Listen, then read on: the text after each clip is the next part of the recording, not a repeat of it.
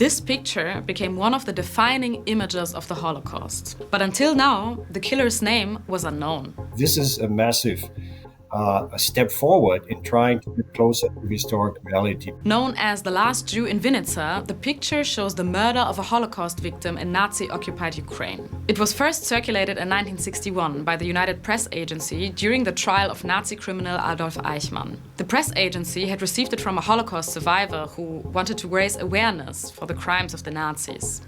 Since then, the image has been shown in numerous media outlets, historical sources and museums. But recent findings are rewriting its history. In 2023, the historian Jürgen Matthäus received a collection of war diaries from a soldier. Inside were detailed diary entries from the war and another copy of the picture. Thanks to the diary entries, Matthäus discovered that the picture had been mislabeled.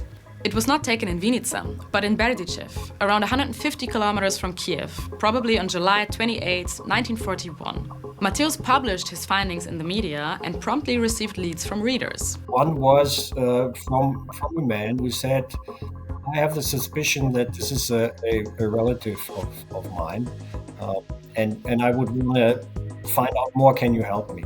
The tip came from a retired teacher. He said that the man in the picture might be his wife's uncle, who was part of a killing squad called Einsatzgruppe C. The task force murdered more than 1 million mostly Jewish people by spring 1943. By comparing the pictures and analyzing them with AI, the killer was identified as Jakobus Onnen with a likelihood of 99%. He comes from a middle-class background. His dad was a teacher. He died early.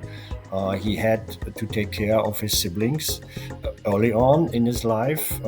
He then wanted to become a teacher too, and in fact became one. He was already infused with Nazi ideology. He joined the SA and then later the SS. Onnen died in 1943 and was never held accountable for his crimes. His sister had also destroyed his war letters, making any kind of reconstruction impossible. But what about the victim? Now we have a pretty good idea as to who the shooter was, but we really don't know who the person is who is about to be shot. This is, in a way, not surprising, because this applies to the vast majority of victims of the Holocaust in Eastern Europe, which remained nameless as the perpetrators intended it to be. In contrast to deportations from Western Europe, Nazi policy in Eastern Europe was to not list the victims' names. Mass shootings, like the one seen in the picture, were carried out without name registration. Some victims were later successfully identified by survivors, but many of those who were murdered will probably never be known by name.